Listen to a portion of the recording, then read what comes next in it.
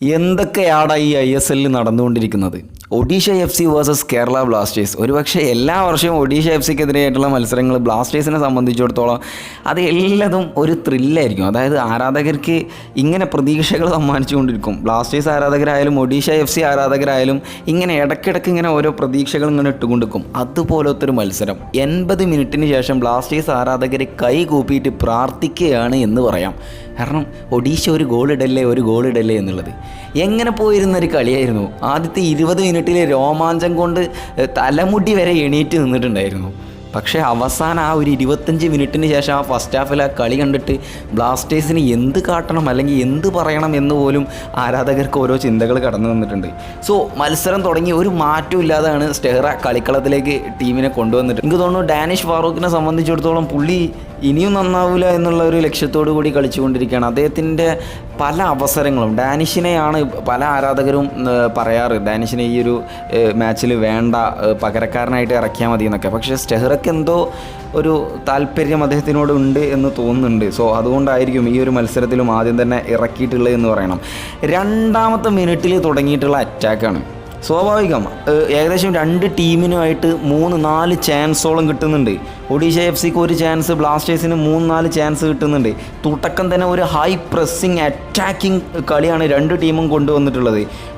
ഇരു ടീമുകളെ സംബന്ധിച്ചിടത്തോളം കോർണർ കിക്ക് കിട്ടുന്നതിലും അതുപോലെ തന്നെ അറ്റാക്കിംഗ് തേർഡിലേക്ക് പന്തെത്തിച്ച് ഫിനിഷ് ചെയ്യാനുള്ള ഒരു അവസരം നഷ്ടപ്പെടുന്ന രീതിയാണ് ആദ്യ നിമിഷത്തിൽ തന്നെ ആരാധകർക്ക് കാണാനായിട്ട് സാധിച്ചതെന്ന് വേണം പറയാൻ. സ്വാഭാവികം ഒഡീഷ FCയുടെ ആരാധകരെ സംബന്ധിച്ചിടത്തോളം ബ്ലാസ്റ്റേഴ്സ് ആരാധകരെ സംബന്ധിച്ചിടത്തോളം കുറച്ച് നേരം ത്രില്ലടിപ്പിച്ച ഒരു മത്സരമാണ് എന്ന് വേണം പറയാൻ. ഇതിനിടയിൽ ഡാനിഷ് ഫാറൂഖിന് ഗോളെന്ന് ഉറപ്പിച്ച ഒരു അവസരം ലഭിച്ചിട്ടുണ്ടായിരുന്നു. ഗോൾ കീപ്പറേയും മറികടന്നിട്ട് പോയ ഒരു അവസരം. സത്യമായിട്ടും ബ്ലാസ്റ്റേഴ്സിൻ്റെ ആരാധകർ ഡാനിഷ് തിരിച്ചു വന്നു എന്ന് വിചാരിച്ചു. പക്ഷേ അദ്ദേഹം വീണ്ടും തിരിച്ചു വന്നില്ല എന്ന് വേണം പറയാൻ. അങ്ങനെ മത്സരം 18ാമത്തെ മിനിറ്റിലേക്ക് പോകുന്നു. നോവ സദോയ് എന്ന മൊറോക്കൻ ദൈവം, അതാണ് കേരള ബ്ലാസ്റ്റേഴ്സിൻ്റെ മൊറോക്കൻ സ്ട്രൈക്കർ നോവ സദോയ് എന്ന് പറയുന്ന ആ ഒരു മനുഷ്യൻ നമുക്ക് വേണ്ടിയിട്ട് ഒരു ഗോള് നേടിത്തരുന്നുണ്ട്. സ്വാഭാവികമായി ഈ ഗോളിൽ ഒരുപാട് പേര് എടുത്തു പറയണം. പ്രത്യേകിച്ചും ജീസസ് സിമിനിയസ്, അതുപോലെ തന്നെ പ്രീതം കോട്ടാൽ, വിപിൻ മോഹനൻ, ഈ 3 പേരെയൊക്കെ എടുത്തു പറയേണ്ട ഒരു ഗോളാണ്. പിന്നെ നോവ സദോയ് കേവ് ചെയ്തിട്ട് അമരീന്ദർ സിംഗ് പോലെയുള്ള ഒരു ഗോൾ കീപ്പർക്ക് ഒരു ചാൻസും കൊടുക്കാതെ ഗോൾ വലയെ ചുംബിക്കുമ്പോൾ എത്രമേലാണ് ആരാധകർ കോരിത്തരിച്ചത് എന്ന് വേണം പറയാൻ. നോവയെ പറ്റിയിട്ട് വഴിക്ക് വഴിയോളം നമുക്ക് പറഞ്ഞുകൊണ്ടുവരാം. 4 കളിയിൽ നിന്ന് 3 ഗോളുകൾ സ്കോർ ചെയ്തു. കഴിഞ്ഞില്ല, 20ാം മിനിറ്റിലേക്ക് കളി പ്രവേശിക്കുന്നു. ഇതിൻ്റെ ആ ഒരു ത്രില്ല് നിൽക്കുന്നതിന് മുമ്പ് തന്നെ നോവ സദോയുടെ ഒരു കിഡിലം പാസ് നേരെ ചെന്ന് നിൽക്കുന്നത് ജീസസ് സിമിനിയസിലേക്കാണ്. ഒരു പക്ഷേ ഒരു ഹാഫ് ചാൻസ് ഉള്ളത് ഗോളാക്കി മാറ്റാൻ ഒരാളെ മറികടന്നിട്ട് ഒരേറ്റ ഷോട്ടാണ്, മൊർത്തദ ഫോളാണ് എന്ന് എനിക്ക് തോന്നുന്നു. ആ ഷോട്ട് അമരീന്ദറിനെയും മറികടന്നിട്ട് ഗോളാകുമ്പോൾ എൻ്റെ മച്ചാ കിട്ടിയിട്ടുള്ള ഒരു ആത്മസംതൃപ്തി ഉണ്ട്. സത്യം പറഞ്ഞാൽ നമ്മൾ നല്ല രീതിയിൽ ആഘോഷിച്ചിട്ടുണ്ടായിരുന്ന ഒരു നിമിഷമായിരുന്നു നോയുടെ അസിസ്റ്റ് എന്ന് വേണം എടുത്തു പറയാൻ. പക്ഷേ മത്സരത്തിൻ്റെ ആദ്യ നിമിഷത്തിൽ ഹൈ പ്രസ്സിങ് കാരണം ഒഡീഷ FCയുടെ ഡിഫൻസ് പാടെ പതറുന്നു, അവരുടെ മെൻറ്റാലിറ്റി പക്കെ കുറയുന്നു. ആ ഒരു നിമിഷം മുതലെടുത്ത് കേരള ബ്ലാസ്റ്റേഴ്സ് 2 ഗോൾ സ്കോർ ചെയ്യുന്നു. മത്സരം പിടിച്ചടക്കാനുള്ള ശ്രമങ്ങൾ നടത്തിയിട്ട് ആരാധകർക്ക് ത്രില്ലിങ്ങനെ സമ്മാനിച്ചു കൊണ്ടിരിക്കുന്ന അവസരത്തിലാണ് വരുന്ന ഒരു ഗോള്. അത് ജെറിയാണോ ഇട്ടത് അതല്ലെങ്കിൽ ഡിയാഗോ മൗറീഷ്യയാണോ ഇട്ടതെന്ന് സംശയമായി. അത് ചെറിയ ഒരു പിഴവിൽ നിന്നാണ് ആ ഒരു ഗോള് നമ്മുടെ പോസ്റ്റിലേക്ക് കയറി വരുന്നത് എന്ന് വേണം പറയാൻ. സ്വാഭാവികം സച്ചിൻ സുരേഷിനെ സംബന്ധിച്ചിടത്തോളം കഴിഞ്ഞ ഒരു മത്സരത്തിൽ അദ്ദേഹത്തിന് ഉണ്ടായിട്ടുള്ള ആ ഒരു ഇൻസിഡൻ്റ് ഉണ്ടല്ലോ, അതായത് ആ ഒരു ഫ്രീ കിക്ക് കയ്യിൽ നിന്ന് പോയത്, അതിൻ്റെ ഒരു കെട്ടിന്ന് താരം ഇറങ്ങിയിട്ടില്ല എന്നുള്ളതാണ് എനിക്ക് ഈ ഒരു ഗോള് കണ്ടപ്പോൾ മനസ്സിലായത്. തീർന്നിട്ടില്ല, മത്സരം 35ാം മിനിറ്റിലേക്ക് നീളുന്നു. ഡിയാഗോ മൗറീഷ്യോ അത് അതിഉഗ്രൻ ഗോളിലൂടെ അവരെ ഈക്വലൈസറിലേക്ക് എത്തിച്ചു കൊടുക്കുന്നു. 20 മിനിറ്റ് വരെ ഹൈ ലെവലിൽ നിന്നിരുന്ന ബ്ലാസ്റ്റേഴ്സ് എങ്ങനെയാണ് ഒരു ലോ ലെവലിലേക്ക് പോയതെന്ന് മനസ്സിലായിട്ടേ ഇല്ല. പിന്നെ ആദ്യത്തെ ഹാഫിൽ ഏറ്റവും കൂടുതൽ എടുത്തു പറയാനുള്ളത് നോവ സദോയ് എന്ന് പറയുന്ന ആ ഒരു താരത്തെ തന്നെയാണ്. പലരും ഡിസ്കസ് ചെയ്യുന്ന ഒരു സംശയം എന്ന് പറയുന്നത് നോവ ഒരു മനുഷ്യനാണോ, കാരണം എങ്ങനെയൊക്കെയാണ് അദ്ദേഹം പന്ത് തട്ടുന്നത് എന്ന് ഇപ്പോഴും മനസ്സിലാവുന്നില്ല. ബ്ലാസ്റ്റേഴ്സിന് വേണ്ടി മരിച്ച് കളിക്കുന്ന ഒരു താരത്തെ കാണുന്നുണ്ടെങ്കിൽ നോവ സദോയിലേക്ക് നോക്കുക. ഈ ഒഡീഷ FCയുടെ രണ്ടാമത്തെ ഗോള് വന്ന വഴിക്ക് മുമ്പ് നമുക്കുണ്ടായിട്ടുള്ള ഒരു ഇൻസിഡൻറ്റ് ഉണ്ട്. അതായത് ആ ഒരു പന്ത് നേരെ രാഹുലിലേക്ക് വരുന്നു. രാഹുൽ ആ പന്ത് ഒഴിഞ്ഞു നിൽക്കുന്ന നോവ സദോയിലേക്ക് നീട്ടി കൊടുക്കുന്നു. അവിടെ വന്നിട്ട് ഡാനിഷ് ബ്ലോക്ക് ചെയ്യുന്നു. ഡാനിഷിൻ്റെ കാലിൽ തട്ടി ആ പന്ത് നേരെ മുമ്പോട്ട് ഗമിക്കുന്നു. ആ പന്ത് ഡാനിഷ് എടുത്തിട്ട് ബോക്സിൽ നിന്നും വീണ്ടും മറികടക്കാൻ നോക്കുന്നു. നിസ്സംശയം പറയാലോ, ഡാനിഷ് അവർക്ക് കൂടെ കളിക്കുന്ന പോലെയാണ് തോന്നിയിട്ടുള്ളത് ആ ഒരു അവസരം കണ്ടപ്പോൾ.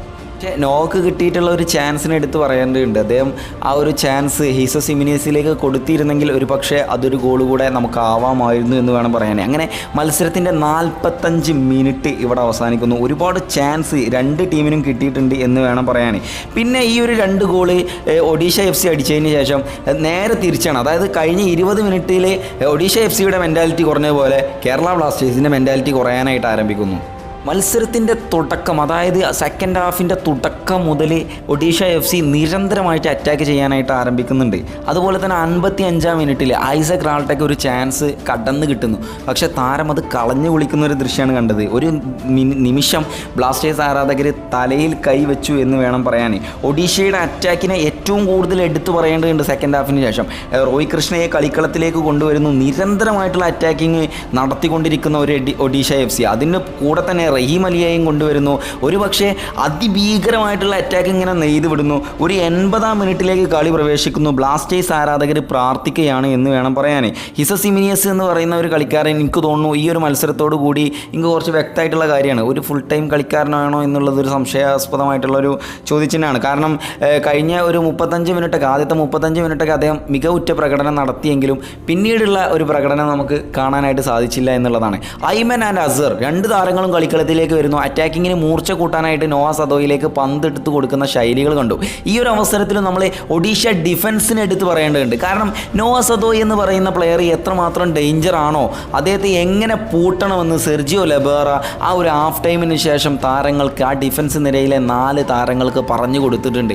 കാരണം അച്ചാതി പൂട്ടാണ് നോഹയെ സെക്കൻഡ് ഹാഫിൽ ഒഡീഷ FC പൂട്ടിയിട്ടുള്ളത്. പക്ഷേ നോവ സദോയ് എന്ന് പറയുന്ന ആ ഒരു മൊറോക്കൻ ഈഗിൾ, മൊറോക്കൻ മനുഷ്യൻ, എന്താ മൊറോക്കൻ റോബോട്ട് എന്നൊക്കെ വേണം പറയേണ്ടി വരും, ഈ എല്ലാ കെട്ടുറപ്പുകളും പൊട്ടിക്കാനായിട്ട് ശ്രമിക്കുന്നുണ്ട്. ഒരു പക്ഷേ പല നിമിഷങ്ങളിലും നമ്മൾ ഗോളായി എന്ന് വിചാരിച്ചു. അഡ്രിയാൻ ലൂണയുടെ കടന്നുവരവോടുകൂടി ബ്ലാസ്റ്റേഴ്സിന് ഒരുപാട് പ്രതീക്ഷകൾ ഉണ്ടായിരുന്നു. ആ പ്രതീക്ഷയ്ക്ക് കൂടി തന്നെ ഈ ഒരു മത്സരത്തിൽ താരം ഒരു ഗോൾ നേടുമെന്ന് വിചാരിച്ചു. പക്ഷേ അമരീന്ദർ സിംഗിൻ്റെ ആ ഒരു മിസ്അണ്ടർസ്റ്റാൻഡിങ്ങിലൂടെ നമുക്ക് കിട്ടിയ ആ ഒരു പന്ത് പുറത്തേക്ക് പോകുന്നൊരു ശൈലിയാണ് കണ്ടത്. പണ്ട് ബാംഗ്ലൂരു FCക്കെതിരെ കൊച്ചിയിൽ വെച്ച് നടന്ന മത്സരത്തിൽ ഗുർപ്രീത് സിംഗിൻ്റെ കാലിൽ നിന്നും വഴുതിപ്പോയൊരു പന്ത് ലൂണ ഗോളാക്കി മാറ്റിയത് ഓർമ്മയില്ലേ? അതുപോലെ ആ ഒരു ഓർമ്മകളൊക്കെ വീണ്ടും വീണ്ടും തിരിച്ചു വന്നു. ഒരു പക്ഷേ ലൂണ വീണ്ടും കളിക്കളത്തിലേക്ക് തന്നെ തിരിച്ചു വന്നതുകൊണ്ട് ആത്മവിശ്വാസങ്ങൾ പകരുന്നുണ്ട്. പിന്നെ ഒരു കാര്യം, 89-ാം മിനിറ്റിൽ നടന്നിട്ടുള്ള ആ ഒരു സംഭവം ബ്ലാസ്റ്റേഴ്സ് ആരാധകരും മറക്കൂല കേട്ടോ. നോവ സദോയ്ക്ക് അത്രമേൽ ബ്യൂട്ടിഫുൾ ആയിട്ടുള്ള ഒരു പന്ത് ബാക്ക് ഹീലിലൂടെ ഐമൻ നൽകുന്നു. അദ്ദേഹം അത് മികച്ച രീതിയിലാണ് ആ പന്തേറ്റ് മുന്നേറുന്നത്. അമീർ റാണാവതെ എന്ന് പറയുന്ന കളിക്കാരൻ ഫൗൾ ചെയ്യുന്നു. ക്ലിയർ ഫൗളാണ്, ക്ലിയർ പെനാൽറ്റിയാണ് എന്ന് വേണം പറയാൻ. പക്ഷേ കൊടുത്തില്ല. വൈ? ചോദ്യചിഹ്നമാണ്.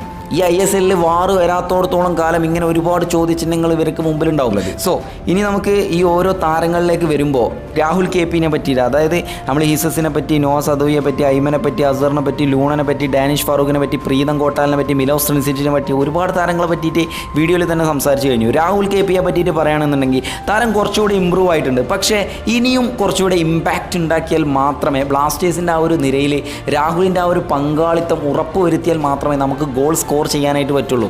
ചില അവസരങ്ങളിൽ 2-3 താരങ്ങളെ മറികടന്ന് പോകുന്ന വരെ നമ്മൾ കണ്ടു.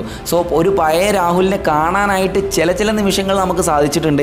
ഇനിയും താരം തിരിച്ചു വരുമെന്നുള്ള പ്രതീക്ഷയാണ് നമുക്കുള്ളത്.